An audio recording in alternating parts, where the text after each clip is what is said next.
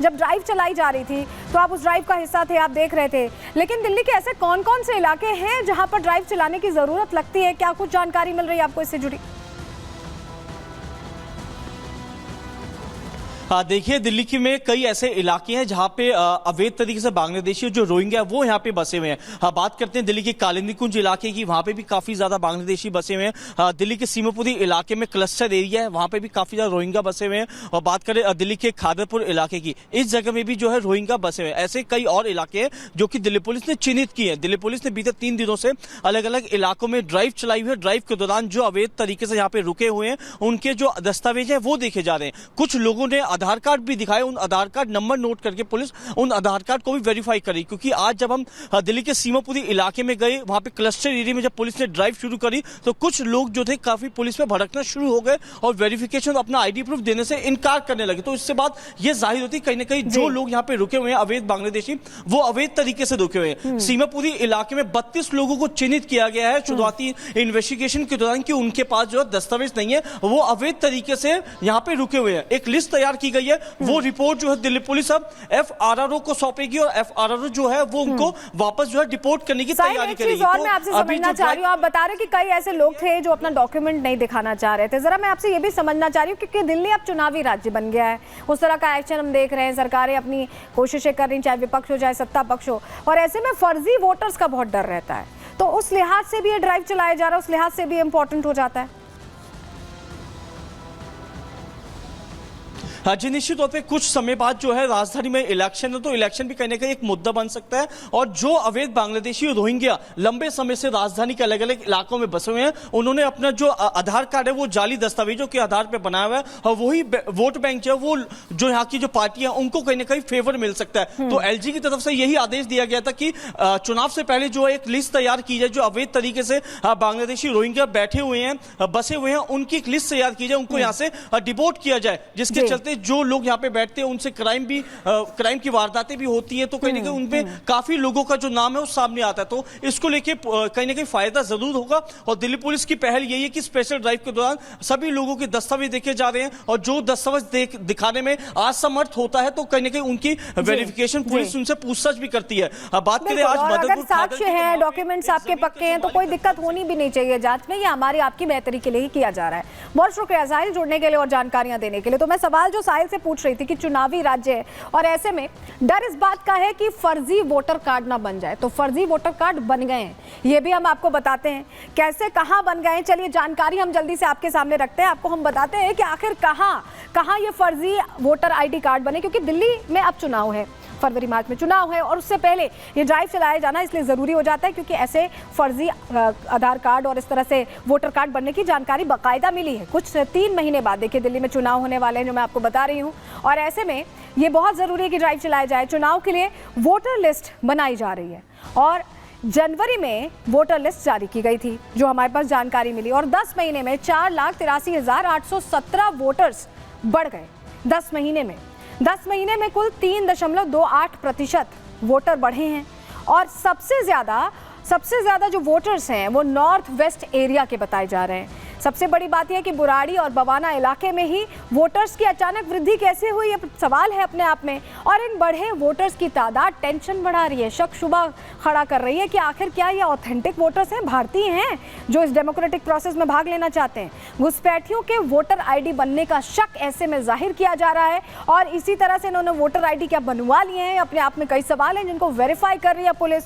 और पुलिस बाकायदा foot patrolling कर रही है, लोगों के बीच पहुंच रही है, कैसे वेरीफाई कर रही है, रिपोर्ट साहिल की आपको दिखा रहे हैं।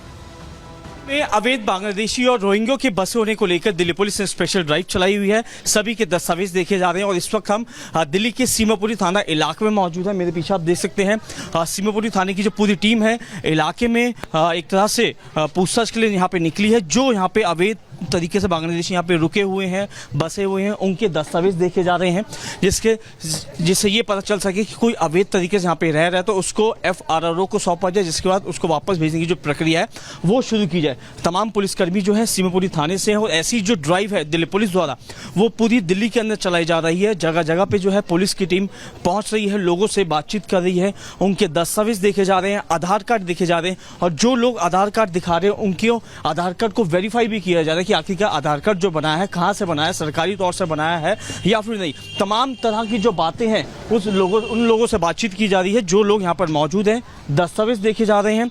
ऐसे सीमापुरी इलाके में बीते 3 दिनों से स्पेशल ड्राइव चल रही है और इन 3 दिनों के अंदर लगभग दिल्ली पुलिस ने लगभग 32 सस्पेक्ट जो है वो बनाए हैं जो कि अवैध बांग्लादेशी हैं जो यहाँ पे रुके हुए हैं।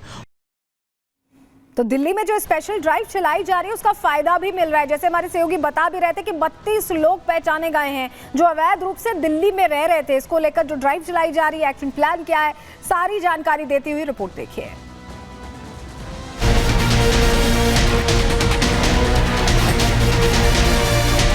दिल्ली पुलिस आज दूसरे दिन भी बांग्लादेशी घुसपैठियों की पहचान करने में जुटी है। पुलिस की टीमें दिल्ली के अलग अलग इलाकों में लोगों की दस्तावेज खंगाल रही है, जो नागरिकता की पहचान कर रही है। जिन पर शक हो रहा है उन्हें हिरासत में लेकर पूछताछ कर रही है। आज मदनपुर खादर इलाके में पुलिस को कुछ लोगों के दस्तावेज में गड़बड़ी दिखी, जिसके बाद पुलिस ने मौके से 3 लोगों को हिरासत में लिया। लेकिन इन संदिग्धों को हिरासत में लेने में पुलिस को काफी मशक्कत करनी पड़ी। पुलिस की कार्रवाई के बीच में भारी भीड़ मौके पर इकट्ठा हुई। किसी तरह पुलिस संदिग्धों को अपने साथ ले जाने में सफल हो सकी।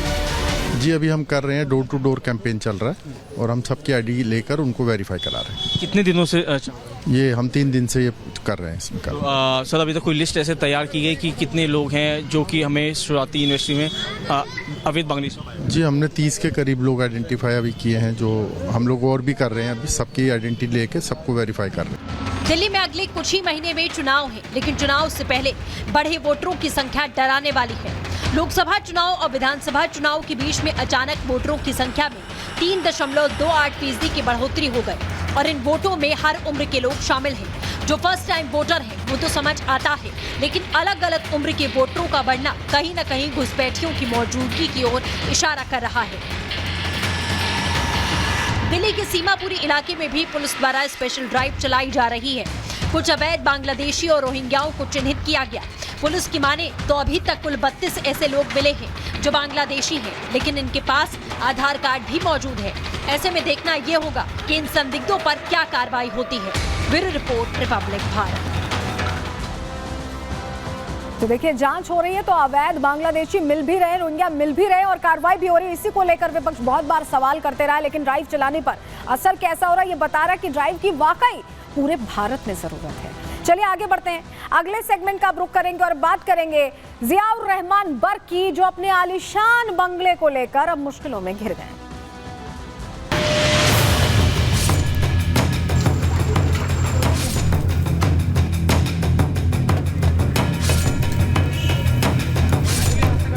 ईओ को बोला है और बिजली विभाग को बोला है कि दोनों की जगह पे जो कब्जा किया गया है उसे अतिक्रमण कराएं। यहाँ बगैर कनेक्शन के भी डायरेक्ट जो चोरी से चला रहे हैं उन लोग की जांच की जा रही है। बिजली विभाग के कुछ लोगों के साथ भी बदतमीजी, उसमें भारी मात्रा में बिजली चोरी है।